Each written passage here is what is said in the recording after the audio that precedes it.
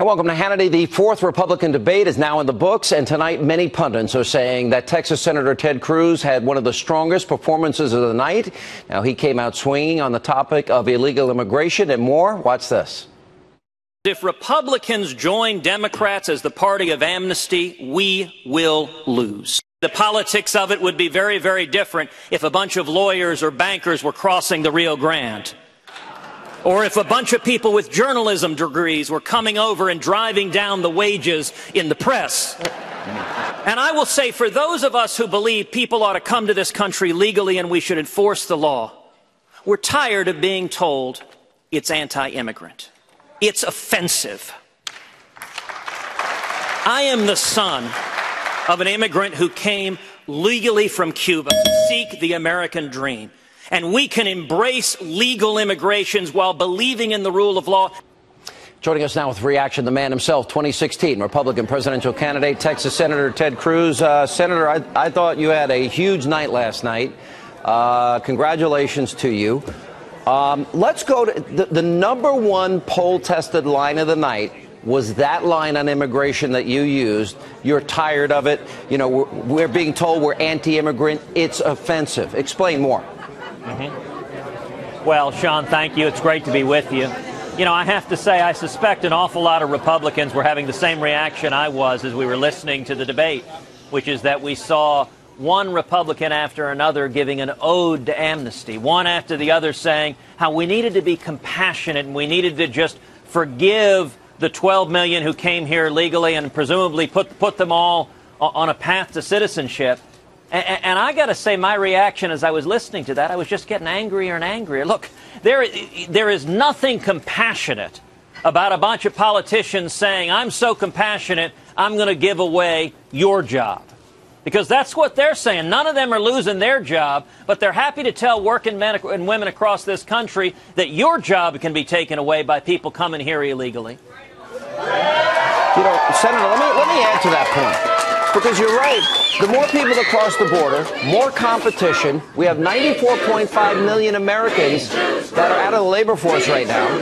And it also drives down wages. Now, but this is another point. Conventional wisdom, we hear this all the time, Senator, is that, oh, if Republicans are too hard on immigrants, on illegal immigrants, it's going to cost them the Hispanic vote. What is your answer to that?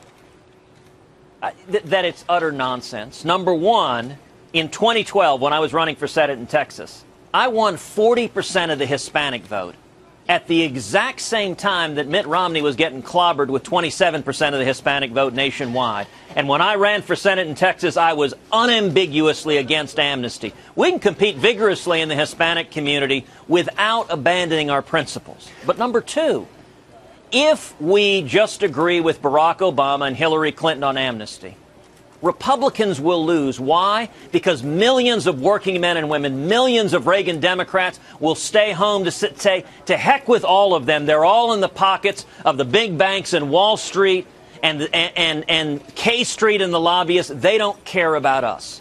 The way we win, Sean, is we run a populist campaign fighting for working men and women who want to believe again in the promise of America, and we run it against the bipartisan corruption of Washington. And I'll say this.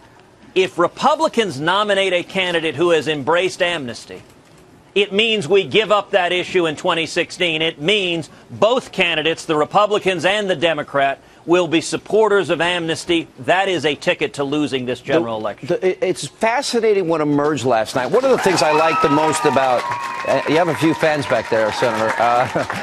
One of the things I like, we got to last night, I thought the best debate in as much as we got a comparison, people comparing and contrasting economic plans, America's role in the world and foreign policy, and on this immigration debate. Everybody seemed to agree we've got to secure the border. That never happens. Everybody says it will happen. Yep. So let's say we do secure the border. Then they have the question of those people that broke our laws, didn't respect our sovereignty. What do we do? Well, look, I think we need to solve this problem one step at a time. You don't have to solve everything at once. That's the fallacy of comprehensive reform.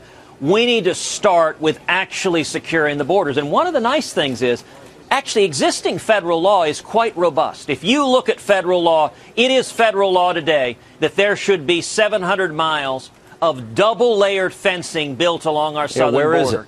The Obama administration, we have about 30 miles built. If I'm elected president, we will build all 700 miles. What's missing is the presidential will to get it done. Senator, I agree, but isn't it bold? Listen, you have been probably the most bold and outspoken against Republicans that have been weak and timid and surrendered, and especially on Obamacare, especially on executive amnesty. And my question to you is, this now seems to be a battle, but that the lines are drawn on the more conservative wing of the Republican Party, where you stand as an insurgent that is even hated by establishment types. So for their argument, oh, conservatives can't win a general election. I don't believe that, by the way. But what is your argument back to that? Listen, I believe in not following a pattern that doesn't work. Every time we nominate a candidate who runs to the mushy middle, we get clobbered. And one thing that is abundantly clear, if we nominate another candidate in the mold of a Bob Dole or a John McCain or a Mitt Romney, all of whom are good, honorable, decent men, but what they did didn't work. If we do it again, the same millions of conservatives that stayed home in 08 and 12 will stay home in 16.